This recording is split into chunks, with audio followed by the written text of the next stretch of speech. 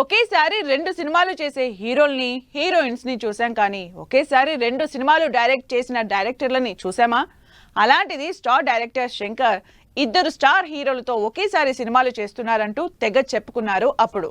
కానీ ఇప్పుడు ఆ 2 సినిమాలు దాదాపు అయిపోవస్తున్న అప్డేట్స్ మాత్రం ఇవ్వడం లేదు. అసలు శంకర్ అంత సీక్రెసీ ఎందుకు మెయింటైన్ చేస్తున్నారు?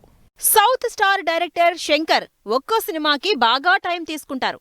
అలాంటిది ఒకేసారి అటు కమల్ హాసన్తో ఇటు రామ్ చరణ్తో ఇద్దరితో సినిమాలు చేయడంతో శంకర్ ఫుల్ స్పీడ్ మీద ఉన్నారంటూ తెగ ఆనందపడిపోయారు జనాలు. 1 కాదు 2 సినిమాల అప్డేట్స్ తో అదరగొడతారనుకున్నారు.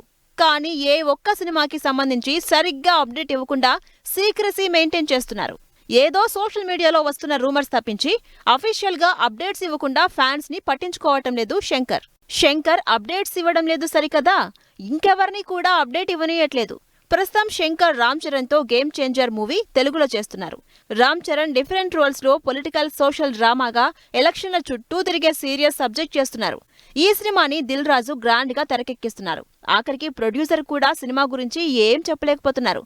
3 ఏళ్ల నుంచి సెట్స్ మీదున్న ఈ సినిమా నుంచి ఇప్పటి వరకు పెద్ద అప్డేట్స్ ఇవ్వలేదు శంకర్. అప్పుడెప్పుడో టైటిల్ వీడియో, మొన్నీ మధ్య జరగండి సాంగ్, అక్టోబర్ 31న గేమ్ చేంజర్ రిలీజ్ ఫిక్స్ అని రూమర్స్ స్ట్రాంగ్ గా వినిపిస్తున్న శంకర్ మాత్రం రెస్పాండ్ అవడం లేదు. గేమ్ చేంజర్ అవ్వకుండానే శంకర్ భారతీయుడు 2ని కంప్లీట్ చేశారు. భారతీయుడు 2తో పాటు భారతీయుడు 3 కూడా షూట్ చేసేశారని చెప్పారు Kamal Haasan. Second part post production అవుతోందని, ఈ సినిమా పనయ్యాక థర్డ్ పార్ట్ పని కంప్లీట్ చేస్తారని తెలుస్తోంది.